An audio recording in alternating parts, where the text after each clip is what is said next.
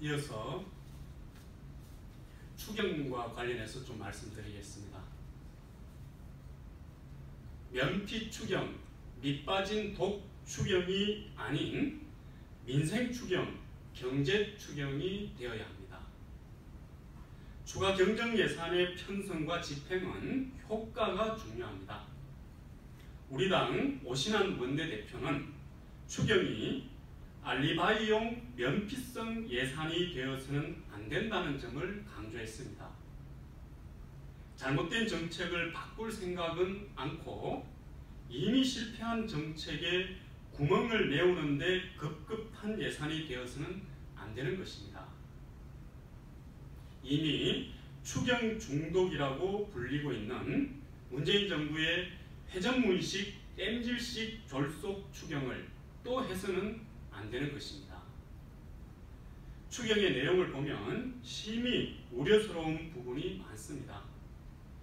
정부가 제출한 예산안 가운데 경제 살리기와 직접 관련된 예산은 6조 7천억 원 중 1조 6천억 원에 불과합니다.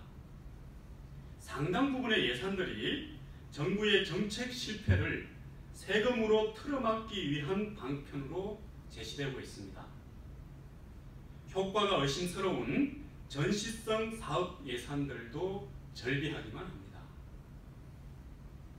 예산 조달 방식 역시 정부는 절반이 넘는 3조 6천억 원을 국채를 발행해서 조달하겠다고 하고 있습니다.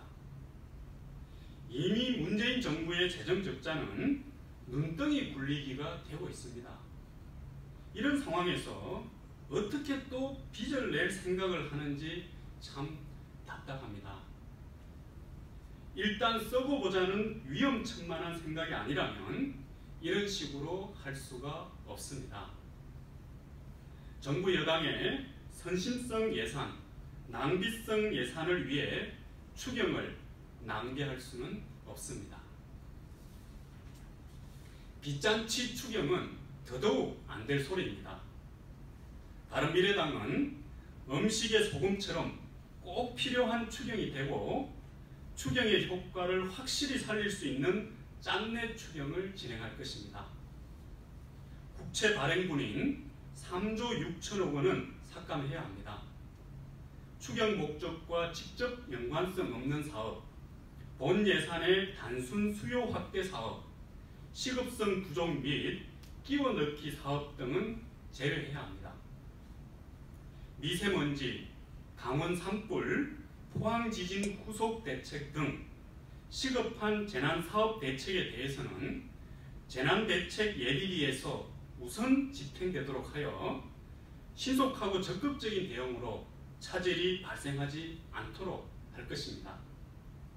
정부 여당이 오히려 바른미래당처럼 나서기를 촉구합니다.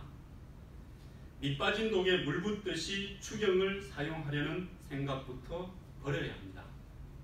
뜬구름 정책, 이미 실패가 판명된 정책을 눈앞에 두고 정책 전환이라고는 조금도 생각지 않는 태도를 바꾸지 않으면 안 됩니다. 국민의 세금을 꼭 필요한 요소에 사용하는 맞춤형 투입으로 알뜰 추경을 해야 하고 빚을 쌓아가는 재정 적자는 더 이상 방치해서는 안 됩니다. 진정 경제 살리기 처방이 되고 효과를 극대화하는 민생 추경, 경제 추경이 되어야 합니다. 이상입니다. 고맙습니다.